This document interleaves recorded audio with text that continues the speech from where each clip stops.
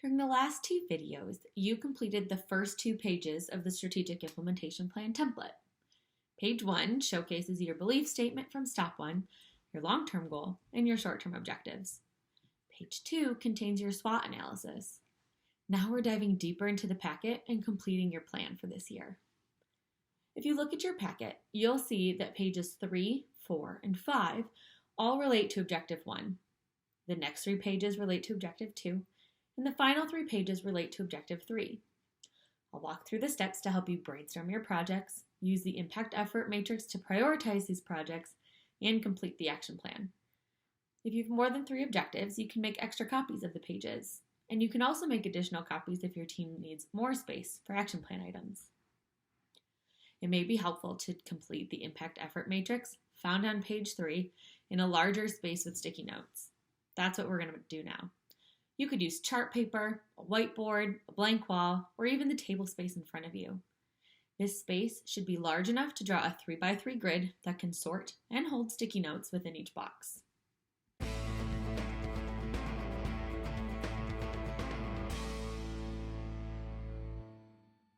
So think about your first objective or short-term goal. What projects need to happen in order for your team or your program to achieve that objective? Write down each of these projects on separate sticky notes. What do team members need to do? What do they need to know? Do they need planning time? Do they need a base understanding of assistive technology? Perhaps you need to develop a larger team that can help assist with checking in on things related to AT. These are just ideas. So anything you or your team would need to help accomplish this objective would go on a sticky note. Take a few minutes and write them down. You can work individually and talk about them as a team later, or work collaboratively as a team now. Make sure everyone's voice is heard. Even if you think an idea is too small or too large, write it down. You'll do this for the other objectives, so just focus on this specific objective for now. And don't forget to include the ideas you came up with and starred or highlighted during the SWOT.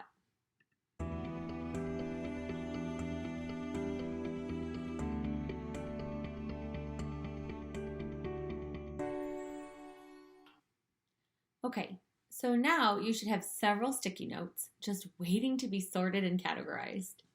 You should have created a 3x3 grid, but if you haven't, it should look like this.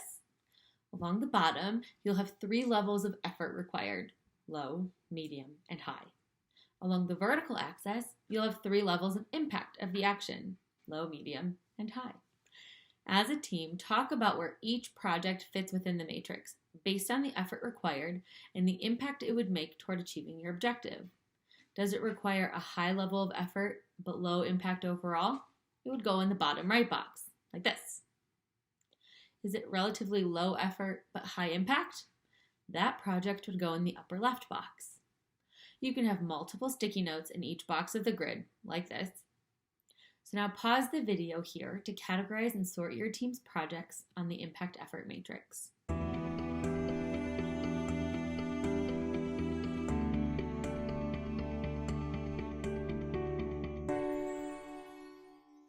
Great. Now look at the complete matrix. Do you have anything that's low effort but high impact? You might want to start here or in this area. It would probably be a good idea to avoid the low impact, high effort areas so you can really focus on the projects that'll get you closer to your goal. The middle areas are to be completed at your discretion. Low effort, low impact projects are easy to complete but may not move you closer to achieving your objective. The high effort, high impact projects are important to target, but it may be better for you to choose one of these as a primary focus and 1 or 2 projects with lower effort to even out the effort required throughout the year. Another thing to think about is if there are ideas that could be combined. So if you want to utilize PLC time more efficiently, are there topics that could be used to drive the PLC time somewhere already in the matrix? As a team, determine which of these projects you could realistically target this year. Challenge yourself, so don't pick just one, but don't overexert yourself so that you're burnt out on this initiative by the end of the year. Determine which projects are your primary focus. If you're having difficulty narrowing it down, think about which projects should be addressed sooner rather than later. You have space in your strategic implementation plan packet to write your primary focus and then also the potential future focus projects as well.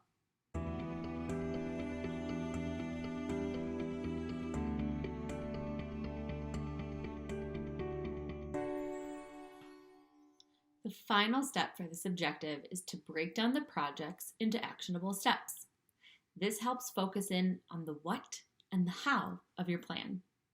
Page 5 of your packet has a chart for your team to fill in. There are columns to list out the action item and who's designated to complete it or ensure that it gets done. For example, if you're sending out a staff survey, who will create the survey and who will make sure that the staff completes it? The next column assigns a targeted due date or when the action plan item should be done. The final 2 columns look at what resources are needed and the potential obstacles to completing the item. Resources could be tangible items, such as computers, the quiet indicators, or your ISD AT guidelines. Or they could be non-tangible items, such as time and space. If there are pending obstacles to completing an item, the team should come up with steps to work around or through the obstacle that may come up. One last thing to think about is how you'll share this information with your team. Sure, a small number of you helped develop this plan, but I'd imagine that a large portion of your staff would be involved with helping to achieve components of each step and impact your long-term 3 to 5 or 5 to 7 year goal. Share it at staff meetings or as a Google Doc. Update your team on how the process is going and how they can help your team or program achieve the goals. Remember, we don't want to keep this process to ourselves. The whole point is to build capacity and help students get the supports they need to be as independent as possible.